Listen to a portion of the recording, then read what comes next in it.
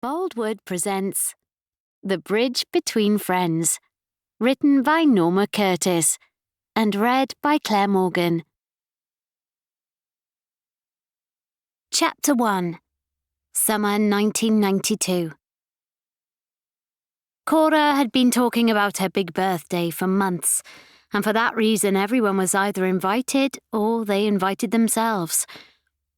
"Where will you fit everyone, Cora? Are you going to have a rota system? A second seating? And more furtively, will there be children?" Inviting children meant that adults had to act like grown-ups, which was the last thing any of them wanted to do at a party. Cora was very happy about it. She liked a celebration, people, wine, food. Her son Gwyn was planning it. She'd never been one for not making a fuss, didn't understand the concept. Where was the fun in that? Party day was sunny, with a pale blue sky marbled with cloud, and Cora sat by the wooden picnic table in the quivering shade of the apple tree, coloured bulbs swaying and bunting waving festively from the branches. With her roots freshly done and her floaty white dress, she looked like a healthy ghost. She could hear her son Gwyn and granddaughter Lottie organising things in the kitchen.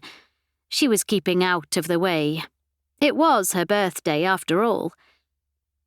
Gladdie turned up early, unannounced, because she came into the garden through the back gate, carrying a bottle with a Christmas tree on it. She was wearing beige trousers cut off at her shins, orthopaedic sandals, and a Marks & Spencer blue check blouse. Her pink hair was newly cut and asymmetric, touching her earlobe on one side and jaw length on the other. "Happy birthday, Cora! Well, what do you think?" She shook her head for full effect. "It's not level," Cora said. "Get with it, Cora. You could do with a touch of style yourself." "Style, is it now?" "Remember how your hair went green when we were budgies? It suited you, that green, truth be told." "Budgies." Cora laughed at the memory. "I never minded them calling us that. Did you, Glad?" "Do. Those were the days. We had money and freedom. Good times, weren't they? While they lasted." "Apart from the bombing?" "Yeah." Cora pursed her lips. "Apart from the bombing." The bombing was a different story, packed away in a different part of her memory. "And the deaths. Owen," Gladdie added dryly. Her little brother. What a thing to forget. Although the truth was Cora hadn't forgotten him, she'd just overlooked his place in the pattern of things, like a dropped stitch. It had been her father's idea to send 8-year-old Owen somewhere safe for the duration of the war, namely Canada, because they lived close to the munitions factory.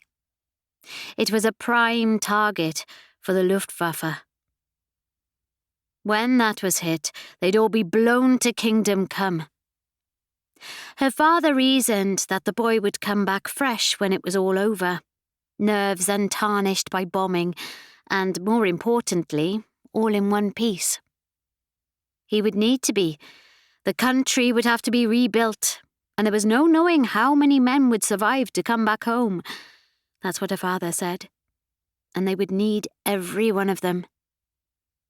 It was a powerful argument, and a logical one.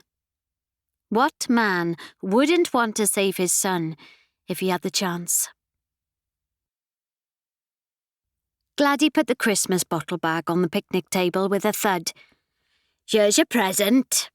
It's Penderyn Welsh Cream Liqueur. I haven't tried it yet, and I want to see if I like it. I'll have the bottle bag back if you don't mind. I'm recycling." She glanced at her watch. "Where's Megan?" She won't be long. She's got some horse liniment from the vet's to rub on her knees before she comes. It was expensive, mind, but it's worth a try." "You can trust a vet." Cora grinned. Megan hadn't been having much luck with her young GP, who said that at her age having painful joints was to be expected, and was there anything in particular it was stopping her from doing? Crosswords, Megan had replied. It was a bad idea to use sarcasm against doctors. They weren't used to it, you see. Or maybe they were, because pasted around the surgery were signs warning that abuse of medical staff would not be tolerated, which was a mistake in Cora's opinion because it put ideas into your head. Anyway, she had her own medical story to share. I went in to make an appointment, and they said I had to phone them, even though I was only a couple of feet away from the receptionist, close enough to shake her hand, in fact. I asked if I could use her phone to speak to the doctor, and she said I had to go home to do it because that was the rule. Oh, here's Megan now, galloping into the garden like a racehorse. Don't laugh, Megan said, hobbling over to them, her yellow floral dress billowing in the breeze, her grey hair lively as a storm cloud. Once they're straight, I can't bend them, and once they're bent, I can't straighten them. She fell into a picnic chair with a grunt, gripping the arms firmly. Happy birthday, Cora, she said, looking her up and down. I didn't know it was fancy dress. You look like a negative. Her gaze drifted, sharpened. Look, Gladdie, what's happened to your hair? It's all lopsided. Very amusing. I could ask you the same thing, Gladdie said. You look like a wild woman. You need product. That's what you need, to sort out the frizz. Serbian would have done it for you. They got pensioners' rates on a Tuesday. What shampoo are you using? Shampoo? Waste of money. What's wrong with fairy liquid? Nothing, if you're washing your hair and your pans at the same time. Stop arguing. It's my birthday, Cora protested cheerfully. Look, here's Gwyn with the champagne. Hurry up, Gwyn, we're parched out here. She smiled at her son fondly. He was wearing a turquoise linen shirt, and his sunglasses had some kind of turquoise tint to them. Dark blonde hair, cut short. Good-looking man, Cora thought. Takes after his father. It was Gwyn's idea to have this party for a big birthday, once she'd suggested it to him. He put the 3 glasses down on the table, peeled the pink foil off the bottle, unscrewed the cage, and twisted the squealing cork until it popped free. Cora caught the blushing foam in the glass. Cheers! Quick, Gladdie said. Let's drink it all before anyone else gets here. The doorbell rang in the distant hall. Too late. Friends, neighbours and family all arrived at once, on the dot, coming into the garden and wishing Cora a happy birthday, kissing her or hanging back awkwardly, depending on how well they knew her.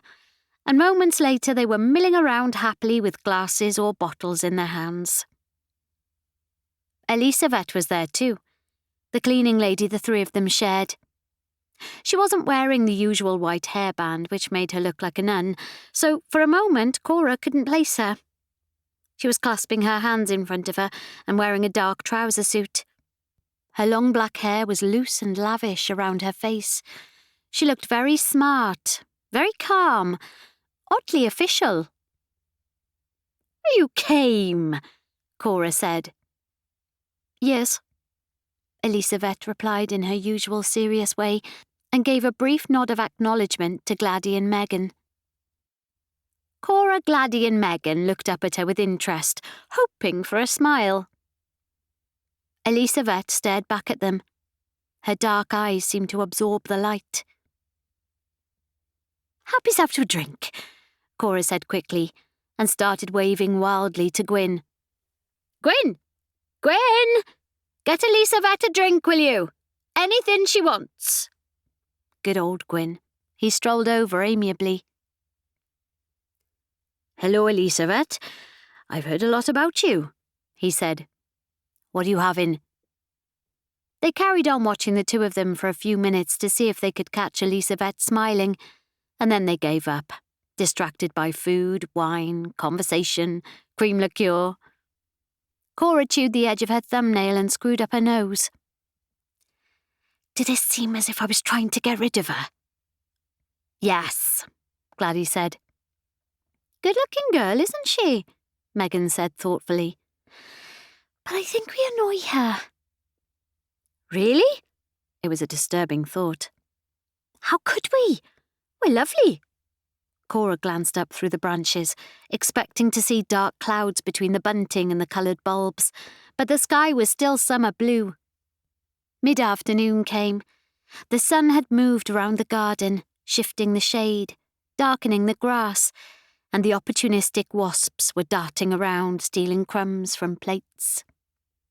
Cora had never been happier. She started telling Megan and Gladdie a story about tarmac, didn't know what prompted it, when her son Gwyn clapped his hands and called for attention, sending the magpies clattering out of the bushes. He had a booming, carrying voice, very well suited to his profession of solicitor. Cora clasped her hands between her knees in the cool of the cotton dress and thought happily, "This will be the cake now. I hope the breeze doesn't blow the candles out before I do." But it wasn't the cake after all. Her teenaged granddaughter Lottie came over barefoot and handed her a large white envelope adorned with a huge purple stick-on bow. "Happy birthday!" Beautiful girl Lottie was, with long blow-dried brown hair and a smooth, perfect face. She was wearing a red sleeveless dress. She gave Cora a quirky smile and crouched on the warm grass beside her. She tossed her dark hair from her face and looked at Cora with that one inherited ironic eyebrow, like a mirror image. The other eyebrow on both of them was perfectly conventional and straight. Who knew you could inherit an eyebrow? A couple of years ago, Lottie had gone through a phase of shaving both eyebrows off and drawing them on again as a matching pair, and it was surprising how anonymous she looked, how disturbingly ordinary. It was people's flaws that made them unique. Neighbours would peer at her closely, trying to work out what on earth was different about her. "Open your present," Lottie encouraged her. "We hope you like it." "I'm bound to like it, aren't I?" Cora said warmly, touching the purple bow, and she realised from the expectant hush that had fallen over the garden that she was meant to open the white envelope there and then, in front of everyone. She felt suddenly reluctant, wondering if it was something gimmicky, like a zip wire or a skydive. Lord, you read about that sort of thing all the time. Pensioners falling from the sky, mouths agape, loose cheeks flapping, with a man strapped to the back of them. It was one thing to pretend to be with it in her old age, and another to find you were expected to prove it in public. She opened the envelope slowly and carefully, buying time, and took out 2 folded sheets of printed paper with tickets clipped to them. "What's this, then?"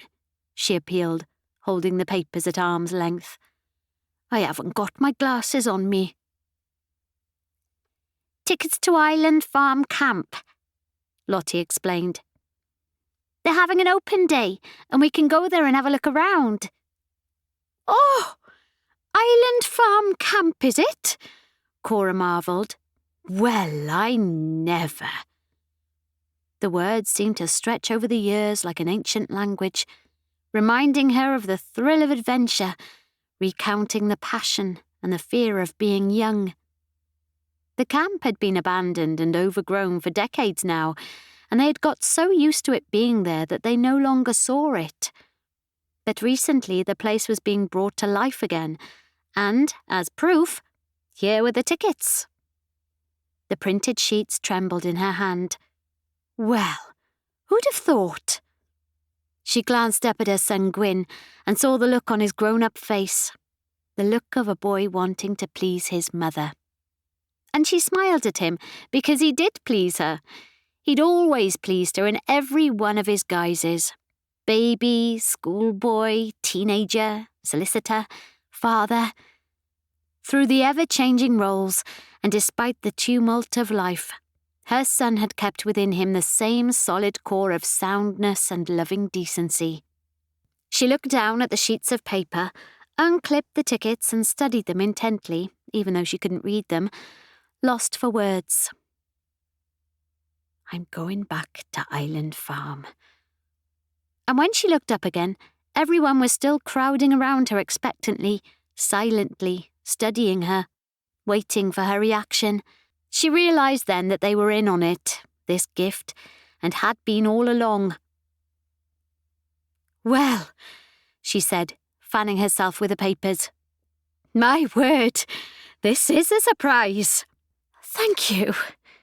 She pressed her fingers against her lips to stop them quivering. It was all she could manage to say right then, and it wasn't much of a speech. She knew that. But, looking up at them again, she knew they'd heard the words she didn't say. And from their smiles and satisfied murmurs, it turned out that was good enough. Chapter 2. Island Farm Camp hadn't always been a prisoner of war camp. No, indeed. It had been constructed so close to where they lived that Cora thought of it as an unpredictable neighbour, because you never knew who was going to turn up next. The camp had been built in 1941, with the best of intentions as accommodation for the workers at the Royal Ordnance Factory. Cora had the advert in her scrapbook. Beguiling it was. £3 a week, average pay, offered to 6,000 women in South Wales. Signing on now. Light work on munitions. Here in South Wales, we are making munitions. Guns and shells. Some for the Red Army. Some for our men going overseas. Some for this island, which has to be a fortress. We must help Russia. We must equip our own forces. We have all this to do, and it has to be done fast. Come and help us. Take one of these jobs. There are good jobs with decent pay and conditions. Light work that any woman of 18 to 60 can do. The first week, the hours are 7.5 a day. Second week, 8. Third week, 9.5 a day. Then back to 7, and so on. Pay is by the hour and averages £3 a week. The factories are in the district served by buses and trains. Exact locations cannot be stated for obvious reasons. Excess of fares over 3 shillings a week is paid. Excellent hostels are available. Time for shopping can be arranged. Taking this job may mean a change to your way of living, but it's to prevent a greater change. It's to save us all and our children from passing into Nazi slavery. We can defend ourselves only by making the arms to do it. Don't wait until it's too late. Apply now, at any employment exchange. Cora, Gladdie and Megan did their duty and signed up together to work in the filling factory, where Cora quickly learned that the advert, like all good adverts, had put a bit of a gloss on things. It didn't mention the inescapable din of machinery and the relentless monotony of the work, or the way the fine yellow TNT powder that they filled the shells with coloured everything it touched bright yellow. First, Cora's hands turned yellow, then her face, and despite the protective cotton overalls and turban, the powder got into her blonde hair and turned it green. It wasn't just her either. Gladdie's lustrous black hair turned bright orange, and Megan's wild frizzy brown hair became such a startling shade of yellow that she could have doubled up as a dandelion. Cora tried bleach on her cheeks and vigorous scrubbing, but it turned her yellow skin raw. So if they were going dancing or somewhere special, they disguised their yellow complexions with miner's pancake makeup and coaty face powder. Funny, she thought, how they got used to it. They got used to the noise too, and the radio blaring in competition, and they learned to stay calm if there was a blow-up in their section. Cora sometimes wrote messages on the gleaming shells for servicemen to read. "Good luck," she wrote. "Keep safe." She concentrated on working efficiently, knowing their lives were in her hands. In the same way that the enrolment poster had put a gloss on the light work on munitions, it had exaggerated the excellent hostels as well. When it first opened, Island Farm Camp housed workers from all over the country, a community of men too old to enlist, and lively women who drank in the local with £3 a week to spend. However, none of them stayed there very long. It was safe to say the Island Farm accommodation was a bit of a rush job, hastily built, function over luxury. The problem was that the camp was designed on the lines of an army barracks. The huts were built on clay overlooking fields and bordered by woods. Beyond them lay the bare and desolate hills in the distance. They were cold, soulless, and slightly damp.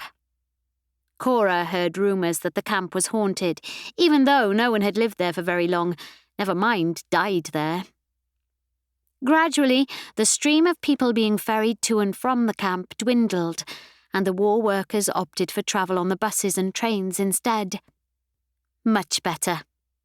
The atmosphere inside the buses after a hard day's work was over sounded wonderful, as carefree as a Chapel's Whit Monday mystery trip.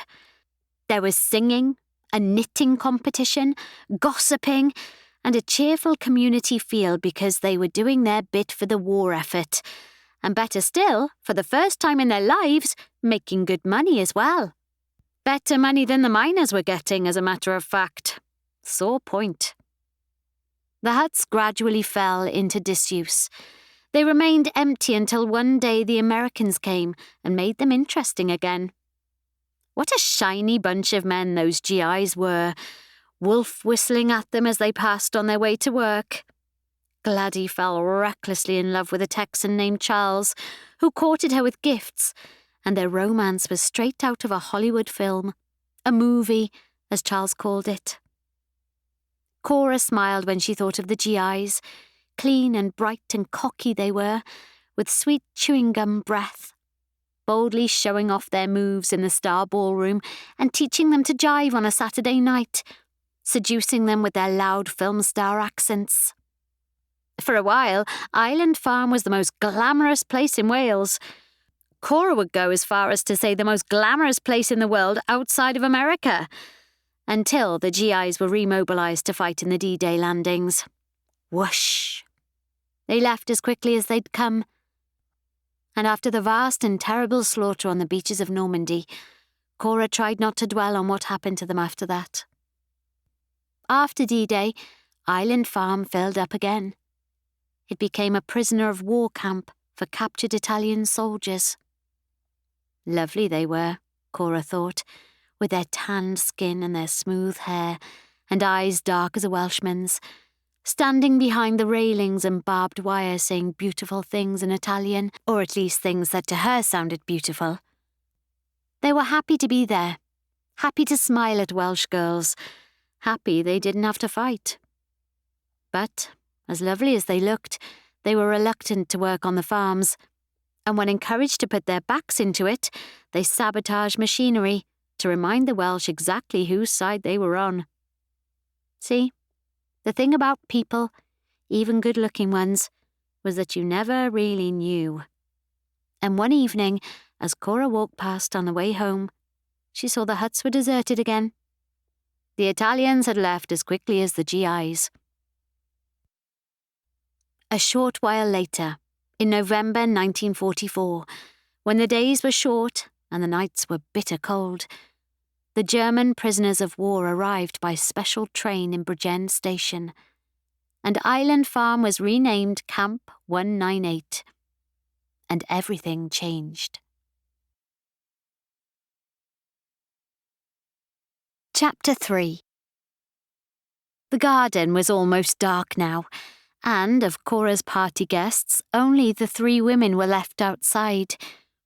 The kitchen glowed with lights like a doll's house, and the garden was lit up with coloured bulbs, like a grotto. Cora, Megan and Gladdie were still sitting under the apple tree, tinted in jewelled tones like figures in a stained glass window. "Here she comes," Megan said out the side of her mouth. Walking carefully up the garden, tiptoeing in her heels and neutrals, Gwyn's fiancée, Fiona, a sharp-faced blonde, habitually late, said firmly, "Just to let you know, we've tied it up and we're off now, Cora." Propping her hands on her hips, she added, "And by the way, Island Farm Camp was Gwyn's idea, not mine. I don't do camps." Fatal. "Don't you, Fiona?" Gladdie asked her in mock surprise. "We do. We've always done camps, haven't we, Cora?" Under the gentle glow of the coloured lights, Gladdie's pink hair had turned orange. "Always," Cora said seriously. Fiona narrowed her eyes. Cora smiled at her to show it was a joke, because Fiona was almost family now. Fiona lifted her chin belligerently. "I told Gwyn you'd like a silk scarf, but he didn't listen." "Oh, that would have been nice too." Before leaving, Gwyn came across the lawn with a plate of hot sausage rolls to keep them going. No sooner had he set them down than Fiona grabbed his arm, almost spilling them on the table. "I've told them we're off," she said pointedly. "That's right, we're off." Still linked to his fiancée, Gwyn kissed Cora's cheek awkwardly, and Megan's and Gladdie's, and then he rested his free hand on his mother's head. "Your hair is all green." Cora caught his hand and squeezed it. "Oh, by the way," he added, "I had a long chat with your cleaning lady. She was a lawyer back home before the war started. Interesting woman." "Where's home?" Megan asked. "Kosovo." "Oh, right." "Did you get her to smile for you?" Cora asked him curiously. "She never smiles." "Eh?" He looked confused. "Was I meant to try?" "Ow!" "Good night," Fiona said to them firmly, flapping her free hand. "Don't stay up too late." As their two black silhouettes flattened the silvery grass and went into the house, Megan reached for a sausage roll and said, "She pinched him, you know. I saw her knuckles go white." "Don't stay up too late," Gladdie repeated in a low and scornful tone. "Cheek." "Fiona's all right. Gwyn seems happy at any rate." Cora could love her forever for that. "She's no Regina though, is she?" "No," Cora agreed. "She's no Regina." Regina had been sweet and kind, and no one had a bad word to say about her. Not even Gladdie, who could find a weak spot in a person in a single probe. When Gwyn was 40 and Lottie was 14, Regina had died of sepsis. Cora knew from experience that there was no right way to handle grief. No signposts. You just had to battle through it as best you could. For Gwyn, it meant shutting himself off. For Lottie, it meant going with boys. She had gone off the rails for a while, big time. Smoking, boys, cider. There was gossip, of course, and Cora heard it, without comment or defence. Well, if it helped her to cope, that's just the way it was. There was no point in pulling her up on it or threatening her with the worst that could happen. The worst had happened. Sepsis. Cora had never heard of it before. It seemed like some new and dreadful disease. But it turned out it was another word for blood poisoning. Blood poisoning, in this day and age. And her so house-proud. It was the disease of the battlefield, of injuries, bacteria, bad sanitation. But the sepsis had got Regina, very unfairly, as she was a lovely wife. A sweet mother. It was cruel. During those endless days of sorrow, Lottie came to stay with Cora on and off when she felt like it. It wasn't an arrangement as such. It was just somewhere to go when she needed to grieve somewhere fresh. Gwyn had his own grief to get through. There was a disconnected look about him. He never blinked. He was unreachable, watchful, resigned, as if he was locked away alone in a cage and there was no escape. He came round to Cora's too sometimes, to get away, and those nights when the three of them were in the house, even though, or because it was for such a bad reason, Cora would stay up late on the sofa, guarding them. She was fiercely glad to offer them sanctuary. With them asleep upstairs, it felt like home again. And then Gwyn met Fiona, and she was so pretty and carefree that his dimmed spirit grew bright again. But the truth was, through no fault of Fiona's, Regina was a hard act to follow. "It's amazing the things you get over," Cora said now, and she was truly, genuinely amazed. "Yes," Megan said passionately. "Thank the Lord." Gladdie's thoughts had taken a different turn. "So Elisavet was a lawyer back home. She might have told us. Deceitful, I call it. Which war is it, do you think? It's hard to keep track." "All wars are the same in the end. No wonder she doesn't smile," Cora said. "Imagine," she reflected, "moving somewhere with very little of your own, leaving everything behind like that, starting afresh in a new land, with a new language, not easily understanding or being understood. The small details of a life. Home, clothes, a China tea service, invitations for parties and weddings, service sheets from funerals, even everything that has a part of your history attached to it."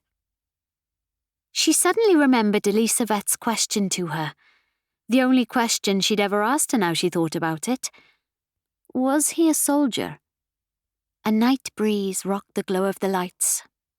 Green, blue, orange and yellow, stroking their faces, their clothes with colours. Cora glanced at her watch. It was still her birthday. She reached for the bottle with a sudden surge of happiness. "Many happy returns to me," she said. Chapter 4. Cora had found Elisavet via a notice in Mr. Patel's window, and because she'd had her big birthday coming up, she'd wanted the place spick and span for the guests. Cora mispronounced her name. "Just call me Elisavet," the woman said. After a month, she still didn't know much about her, only that her house had never been cleaner. Gladdie needed someone to do for her too, and asked Cora what she thought of her. It was a tricky question. "She's a good worker, spotless, my house is. She does it all once a week from top to bottom." "That's no good to me. How can you clean a bungalow from top to bottom?" Gladdie asked. "From side to side, then," Cora said mildly. Gladdie was a teacher before she retired, and she liked arguing about trivialities. But you can't tell her what to do because she doesn't like it. She takes it as criticism, I think. "It's your sceptical eyebrow, Cora. It probably puts her off." "I expect that's it," Cora lied. Age and her cockeyed eyebrow made her seem critical when she really wasn't being. It wasn't fair. Gladdie should have been born with the eyebrow because sarcasm came naturally to her. No fooling Gladdie. "Go on. But," she asked, "what's wrong with her?" "But she doesn't smile," Cora said, summing up Elisavet in a sentence. Best to be honest about it. Her gaze rested on the strip of white on Gladdie's neon pink centre parting where her roots were growing out. As long as she can do housework, I'm not bothered about the smiling, Gladdie said firmly. No, Cora thought, but you will be. She knew this from experience. She remembered a time when smiles had been painfully scarce at home. Misery was a wasteland, a sorrowful contagion, because you couldn't smile at someone who didn't smile back. It was insensitive, or even insane. Megan's having her on Tuesdays, and I'll tell her you want her to come to yours on a Friday. Shall I? Yes, do that. I like the place to be nice and clean, ready for the weekend, Gladdie said. And you watch. I'll have a cackling with laughter in no time. You know me. The following week, despite Gladdie's optimism, Cora couldn't see any change in Elisavet at all. She was as serious as usual, silent, focused, hard-working. She got to work polishing, sweeping, vacuuming, spraying, taps running, always energetic, always busy. She had a small, bare face, and her black hair was held back with the white Alice band that made her look like a nun. It was hard to tell her age. Sometimes she looked quite young, and other times she looked middle-aged. Cheer up, it might never happen, Cora wanted to say to her. Usually she went out shopping when Elisavet came, to save getting in her way. But today it was raining, so Cora put the kettle on and offered her a cup of tea. Got an abrupt shake of the head back. Cora persevered. Coffee? Bottled water? Coca-Cola? I'm fine, Elisavet said, frowning. OK, good. She's like a locked box, Cora thought. Makes you wonder what's inside. She had experience of locked boxes, because Frank had left a locked box behind when he died. Black metal it was, an old cash tin about the size of a shoebox. It had something inside it, something heavy. When you shook it, you could hear it knocking around in there. She'd never asked Frank what was in the box. She'd stopped seeing it years ago, although it had been at the bottom of the bookcase in the hall all through their long marriage. It was only recently that she'd noticed it again, and that was because Elisavet had dusted it to a gleam. Since then, it had started to obsess her. She wanted to know what was in it. At the same time, she was afraid of what she would find. Whatever it was, it must have been important to Frank, because why else would he lock it away? Discussing it, Megan told her to leave well alone, take the locked box to the dump and forget about it. Gladdie, on the other hand, told her to hit the lock with a hammer, look inside and set her mind at rest. There was something to be said for both suggestions.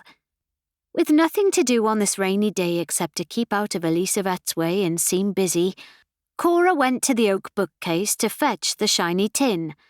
Not a speck of dust on it, she noticed. She set it on the kitchen table and rummaged in the bits and bobs drawer for something to pick the lock with. Amongst paper clips, batteries, pens, Christmas cracker contents, Cora found a selection of keys, a couple of which were bafflingly ornate and possibly for winding up old clocks. Why they'd kept the keys but not the clocks, she wasn't sure. She pulled up a chair and sat at the pine table, discarding the keys that obviously weren't going to fit. And after a few minutes or so of trying the remainder, she found the right one by a process of elimination. It slid into the lock neatly, and she turned it. Clunk. Easy as that. She hesitated before opening it, filled with sudden apprehension.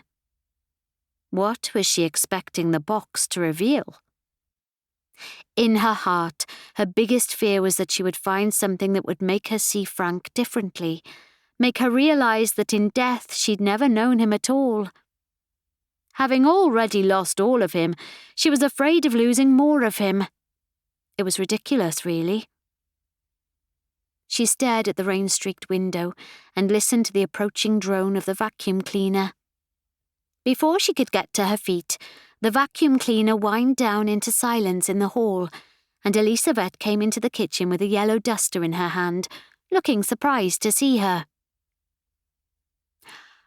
"I've just found the key to this box," Cora explained brightly, because for some reason she felt she needed to. "It belonged to my husband. It's got something inside it," she said, rapping the lid with her knuckles. "Wait, don't go," she added as Elisavet excused herself. Elisavet turned back and raised her dark eyebrows a fraction. Paused, shrugged. "Okay." "Right then," Cora said, taking a deep breath. She lifted the lid and let it drop open with a clatter. "Oh!" The thing that had been banging about in there was a dried-out lump of orange clay the size of a lime, along with a small leather-bound notebook covered with clay dust. She blew the dust off and opened the notebook. It was filled with Frank's neat writing. It stirred her deeply to look at all these words, direct from his pen and from his heart. But it frustrated her too. "I can't understand a word of it. It's all in German," she said to Elisavet in frustration. "Ridiculous, isn't it, that he didn't teach me a few words?" But it made sense at the time to put his own language behind him, because he wanted to fit in. That's all a person wants, isn't it? To belong. She wiped her hand over the cover. It was soft with age, and she passed the book to Elisavet. Elisavet opened the first page, then flicked through it and put it on the table. "And this?" Cora picked up the lump of clay. It was the weirdest thing to find locked away in a tin box, the last thing she'd expected. She weighed it in her hand. For some reason it felt like something she ought to do. And then she handed it to Elisavet. Elisavet took it from her and gave Cora a quick, puzzled look. "Mud," she said. "Yes." Elisavet gave her back the lump of clay, and Cora looked at it carefully and rolled it around in her palm in case there was something about it that they'd missed. "You know," she concluded, "I have absolutely no idea why my husband would keep these things locked away in a box all these years," she added irritably, "and I can't even ask him." No fault of his, of course, but he could have at least have left a note to explain. She almost put them back in the box, and then she changed her mind. "They obviously meant something to him, though, didn't they?" she said. "And now they mean something to me." Leaving the notebook on the table, she scraped back the chair and took the clay into the sitting room. She put it on the mantelpiece next to the Royal Dalton figurine of a boy with a suitcase in one hand and a package under the other. The evacuee, the figure was called. The boy was wearing a green cardigan with a label tied on it, blue shorts and grey socks, one of which was slipping authentically around his ankle. His cheeks were faintly flushed, and he looked heartbreakingly baffled due to the skill of the painter's brush. Elisavet stood next to her, frowning as Cora repositioned the lump of clay. "It's all right, you don't have to dust it," Cora reassured her. "My husband must have kept it since the war." The war. She heard the possessive way she said it, as if there had only ever been one. World War II, she added for clarity. Elisavet looked at her. Her eyes were dark and probing. Your husband was a soldier? She asked. For the first time since they'd met, Cora felt Elisavet was actually seeing her. It was an unsettling feeling, and she almost looked away. Yes. She blushed as if she was lying, although it was the truth. A soldier, Elisavet stated. She pulled her black hair over her shoulder and stroked it once, twice, as slowly and meditatively as one would stroke a dog. So, she nodded, pulled her yellow duster out of her pocket, and turned her attention to the mantelpiece. So what? Cora wanted to ask her, staring at the slender shoulders under the blue overall. Be careful with that, she said, as Elisavet picked up the evacuee figurine. Elisavet looked at her sharply, a Mother Superior look. Of course. Sorry, I'll leave you to it then. Cora's cleaner before Elisavet was Mrs. Roberts. Talk about opposites. Mrs. Roberts was a gossip. Friendly, gave her all the latest lowdown on the slovenly habits of the other people she cleaned for, and never vacuumed under Cora's bed where the dust lay thick as felt. You couldn't exactly describe her as diligent. In the kitchen, a teaspoon that Cora accidentally dropped lay on the floor untouched through a series of weekly visits, as Mrs. Roberts respectfully cleaned around it as if it was a holy relic. Cora didn't move it either, not out of stubbornness, but more as an experiment to see how long it would stay there. Probably it would still be there now if Mrs. Roberts hadn't found a packet of ribbed condoms in Gladdie's bedside drawer when she was doing for her, which was nobody's business but Gladdie's. Although, to be honest, Gladdie had never married and was well past the menopause. And then told her other clients about it. Well, that was it. 2 questions bounced around the town from woman to woman until everyone knew about this intriguing discovery. But only one of the questions was askable. What on earth was Mrs. Roberts doing going through Gladdie's drawers in the first place?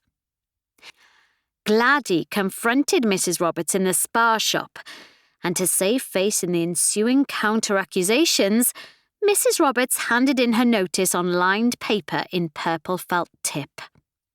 No, sorry, she didn't actually hand it in. She pushed it through Gladdie's door with a written explanation that she was moving to Spain for her arthritis. They still saw her in Bridgend sometimes. So, there it was. One cleaner would talk too much, and the other didn't talk enough. Sometimes Cora toyed vaguely with the idea of doing her own cleaning, but it was so nice not having to do it. The worst part of living alone was being totally responsible for yourself, and she was all for subcontracting things if she could. From the doorway, she watched Elisavet spray the mantelpiece, polish it vigorously, dust the pieces and replace them carefully one by one. She left the lump of clay until last, almost as if she'd taken Cora's advice to heart not to dust it. But then she picked it up, balanced it in her hand, and turned to look at Cora over her shoulder. She caught her eye for a moment. What kind of look was that? A spark of interest. That's what it was, as if something meaningful passed between them, a mutual understanding of some unspoken knowledge shared between friends. Still no smile, of course, but her holy features softened slightly. Elisavet replaced the lump of clay in line with the other treasures, positioning it with such exaggerated care that it almost bordered on mockery. I'm definitely going shopping next time she comes, Cora vowed, and went for her handbag. She put Elisavet's cash discreetly in a white envelope, left it on the kitchen table, and opened the front door to see if the rain had stopped. It had, so she put her coat on and went to tell Elisavet that she was going out, said it with a smile. She saw a slight horizontal crease above the bridge of Elisavet's nose, as if she was displeased. Cora's smile drooped. The woman was a mystery. She wished they could have a decent conversation just once and get to know each other, but really, why did it matter? Why did she have to know anything about Elisavet at all, she wondered. She was there to do a job, and that was it. She didn't have to befriend her or bond with her, she just had to pay her.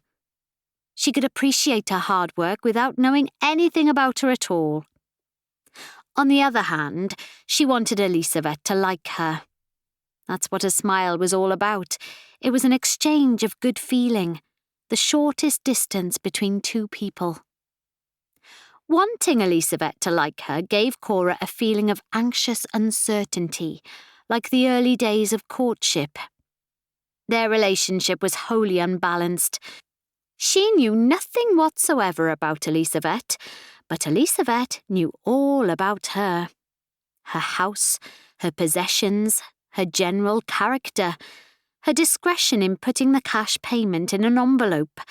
Whether she appreciated that nicety or considered it pointless, Cora didn't know, because she took the cash and left the envelope to be reused next time.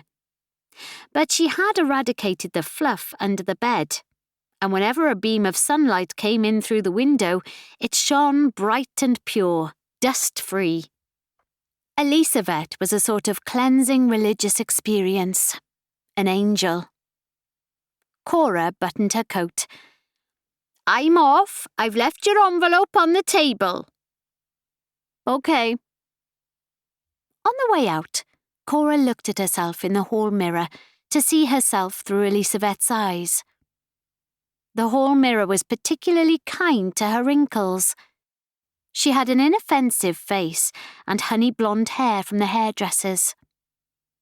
There was nothing to particularly dislike, except for the irregularity of her arched left eyebrow, which made her look sceptical or quizzical at times, through no fault of her own.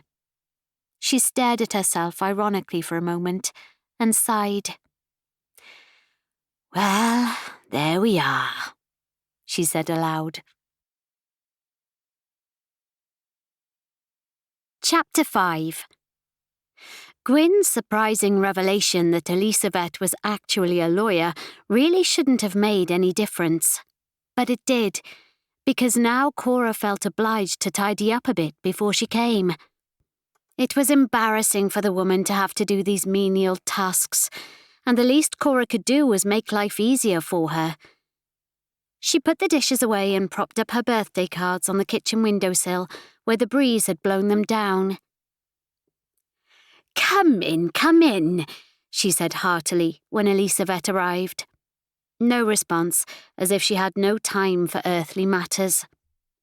Face to face, Elisavet still looked like a nun with her unsmiling face, framed by the wide white band, preoccupied by suffering.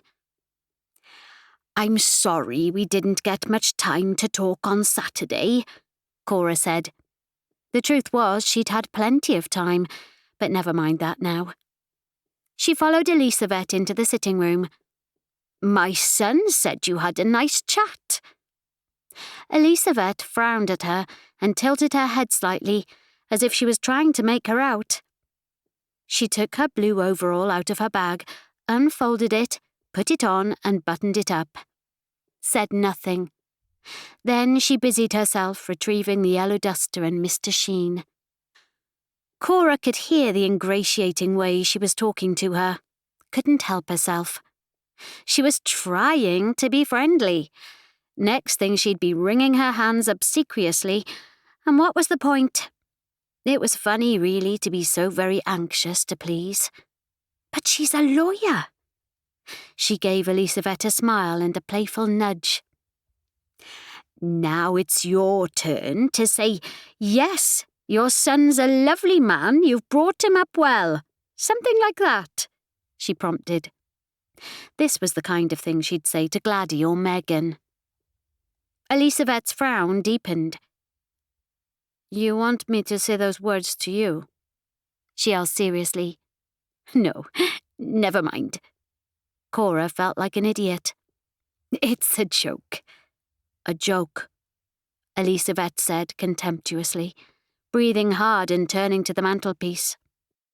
She leant on it for a moment, as if she was overcome by despair. You think life is a joke? It stung like a slap, took Cora's breath away. Cora knew very well that life wasn't a joke. She only pretended that it was. It was a deliberate choice. And now she was breathing hard too, feeling the anger rush through her. Better to treat it as a joke than a tragedy, don't you think? She replied sharply. Oh, you think that, do you really? Elisavet said coldly. Well now, let me see then. Here is a little joke you will enjoy. She bunched up the yellow duster, and in one swift, deliberate movement, she swept the china figurine of the boy evacuee right off the mantelpiece. The figurine smashed, and the pieces went skittering across the hearth, and Cora fell heavily to her knees. She cried out in agony, and felt herself break too. She reached for the curve of a flushed cheek, and picked up the hollow chest in a green cardigan. Her grief lodged solid and immovable in her throat. Here now was one pink leg in a drooping grey sock. She cupped the pieces in her hand with a whimper. Owen, she tried to explain in a small, tight voice, and felt the terrible pain of devastation burst free of her. She let out a hoarse roar of grief. Her tears were steaming hot, and although she was appalled by her noisy, ugly anguish, she couldn't stop herself. She had never cried for Owen before, not in 50 years. But now, holding this broken evidence, she howled at the unfairness of his pointless destruction. The hot tears fell freely into her cupped hands, wetting the fragments, soaking them, dripping through her fingers, salty as the sea. Chapter 6. Autumn 1940. Sitting at the kitchen table with his fists clenched, Cora's father, David Owen, known as Dio, was trying to explain to Cora and to Jane, his wife, why he wanted to send his son Owen away. He was making a poor job of it too, which Cora found unsettling, because he was known for being a man who was good with his words. Cora couldn't understand why he felt so strongly about it when Owen had never spent a single night away from home in his life. And she had the feeling that her father didn't truly understand it himself. But she could see in his black-rimmed eyes, his burning sense of urgency, a compulsion to get the boy as far away from the dangers of Bridgend as he could. She glanced at her mother, expecting her to put her foot down at any moment, because Jane was well known for her common sense. She had a temper, too, if you pushed her too far.